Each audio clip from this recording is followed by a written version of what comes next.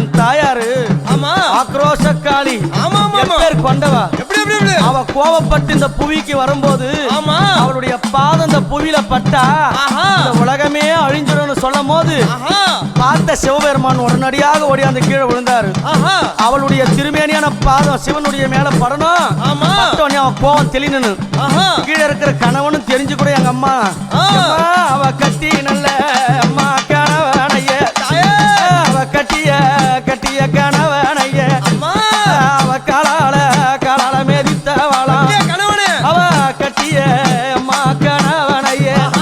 அவ காலால அம்மா மேதித்தவளா அவ புலித்தோளாட காரியா அவ சில வளர்ந்த பூங்காவன